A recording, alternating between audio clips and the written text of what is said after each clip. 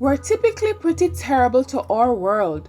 We tear through resources like a hungry kid devouring a bag of M&Ms. It's bad enough when we do it knowingly, like with oil shortages that tend to, no pun intended, fuel wars.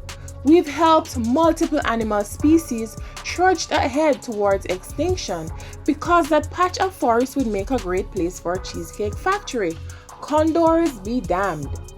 But there are some resources that we take for granted and keep using even when places around the world are running low on supplies. Please watch to the end, you will be surprised. This is the 9 unexpected things the world is running low on. Number 9. Helium. Helium makes our balloons float up and can reduce even the mighty voice of Morgan Freeman to a ridiculous high-pitched squeak. We use this lighter than air gas so indiscriminately that it's hard to believe that the world is facing a helium shortage. The universe has a huge supply of helium, but here on Earth the supply is quickly nearing its limits. Helium is extracted from the ground where it's created from uranium and thorium decay. That's right, the gas you just inhaled into your lungs because it's funny is a byproduct of radioactive decay. The decay process of uranium is incredibly slow. The helium stockpile we've almost exhausted has taken the Earth's entire lifespan to form. The problem is so bad that 2 years ago, the US Congress signed the snappily named Responsible Helium Administration and Stewardship Act. This act aims to keep the shortage of helium in check so it can continue breaking new ground in medicine. What? Did you think it's only good for making your voice sound funny? Before we continue, please subscribe to Rite Entertainment if you want to help save the world. Number 8. Coffee. Your morning cup of joe may soon cost even more than Starbucks rates thanks to droughts and diseases plaguing Brazilian and Jamaican coffee beans. The impending coffee shortage has been looming over our heads since last year when Brazil experienced a season of extreme drought and Jamaica saw an outbreak of the devastating leaf rust disease. Luckily, a surplus from previous years carried suppliers through the tough season. But the demand is exceeding the supply and rising prices reflect that. And things may only get worse. Areas that produce a huge chunk of your coffee are continuing to experience erratic rainfall and record high temperatures. And if climate change continues at the same rate, anywhere between 70% and 99.7% of our Blue Mountain coffee, that's the good stuff, might be gone by 2060. Less popular beans aren't in quite as much danger, but they're affected too. Better stock up now. Number 7. Chocolate. Another beloved everyday treat that's experiencing ups and downs is chocolate. And you can chalk this one up to climate change as well. In 2014, global cocoa harvest plummeted thanks to dry spells and an assortment of diseases and pests that wipes out an annual average of 30 to 40% of the world's cocoa production. The thing is, even as the world's chocolate supplies dries up, the demand is huge and still rising. Chocolate isn't just a sweet treat that makes you fat, it's also now thought to have health benefits, like strengthening your heart. This is especially true for dark chocolate, which needs the most cocoa to make. For now, this doesn't mean we're running out of chocolate, but the shortages are leading to increased chocolate prices from major chocolate companies like Hershey. That means that one day in the future, chocolate might be an expensive luxury. So you'd better savor every bit of that dark chocolate bar you just bought because you're crossing your fingers it's legitimately healthy. Number 6. Medicine. While the previous shortages were caused by lack of resources, the shortages of medicine can be blamed instead on human nature. The global pharmaceutical industry is worth over $300 billion, a third of which is owned by just 10 giant companies who drive prices up and small companies out of business. A disconnected industry means lack of communication among manufacturers, pharmacists, and physicians. As a result, medicine is in short supply all over the world.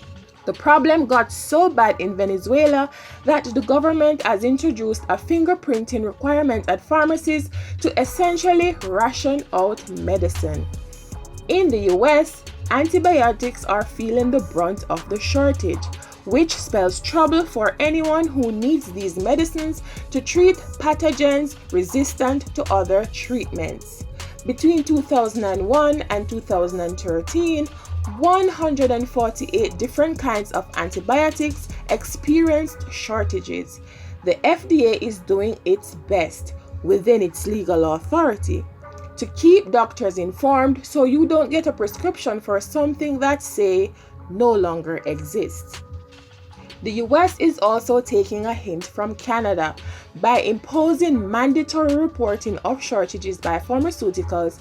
This won't stop the shortages, but it will at least alert doctors and prompt them to offer alternate treatments. Number 5. Lethal injection drugs. Texas isn't shy about using the death penalty, putting 524 inmates into death since 1976. So it's almost kind of poetic that the state is running out of the lethal injection drug. As of this spring, Texas only had enough phenobarbital for 2 more executions and was scrambling to get more for the 4 scheduled deaths in April. Texas isn't the only state affected by this issue, and without a steady supply, states are being forced to get more creative in their method of execution. Utah is bringing back the firing squad, while Oklahoma is turning to nitrogen gas as an alternative. Meanwhile, Nebraska is going down the route the pharmaceuticals were probably hoping for and considering completely eliminating the death penalty. Number 4. Blood. Up until the 1990s, the Chinese blood market was thriving and largely unregulated. Without the government's intervention, donating blood meant subjecting yourself to poor bloodletting practices, often performed without clean needles. Thanks to this, China was facing a potential HIV epidemic. With over 3.8 million Chinese testing positive for HIV by 2007, the government finally intervened and cracked down on the sale of blood. The new regulations put down stricter policies for donating blood and outlawed the sale of blood altogether. But the new rules also led to a different kind of problem, a blood shortage, so bad it's been dramatically labeled a blood famine. The policy has led to the rise of a blood black market called bloodheads. Some people donate blood, then offer the proof of donation to those who need it for a price, of course. Number 3. Doctors and surgeons. The United States is experiencing a doctor shortage, and you may already be feeling it if you live in the more rural areas of the US.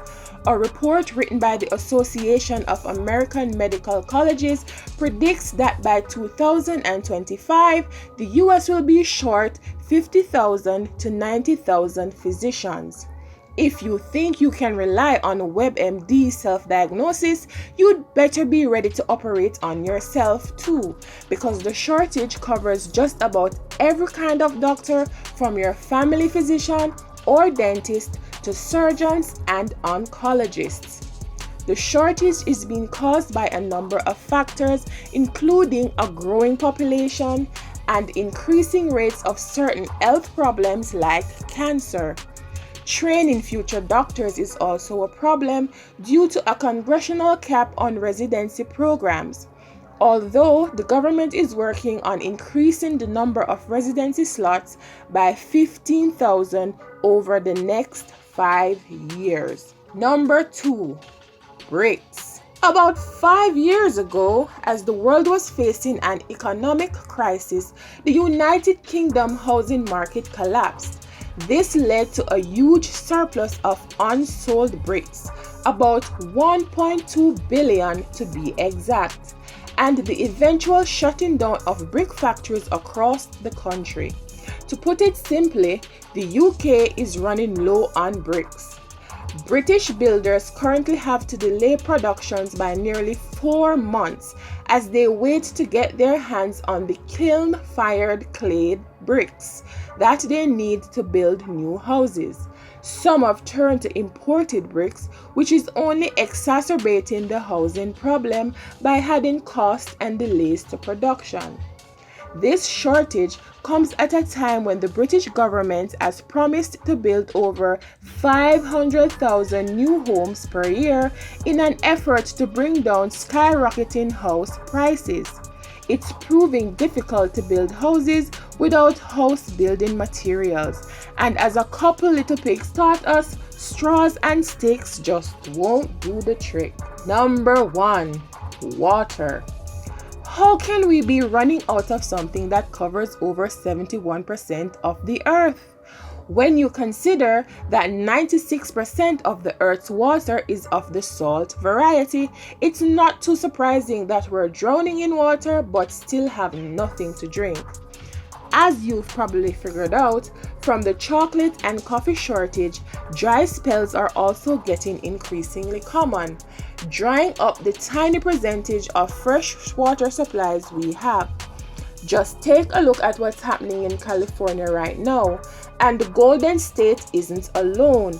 According to the Government Accountability Office, even if we have average conditions in the next decade, practically every state in the US will experience local, regional, or even statewide water shortages. This isn't a problem limited to the US either. The UN says that the water shortages are already affecting every single continent, and nearly 1.2 billion people around the world don't have access to water. Another 1.6 billion, that's a quarter of the world's population, live in places too poor to afford water supply systems. By 2025, about 2/3 of the world may be living with little to no water. Thank you for watching. Hope you enjoyed it. Thanks for all the support. Please like, comment, and share. Please subscribe for more videos like this. Comment what topic you would like us to cover. Bye!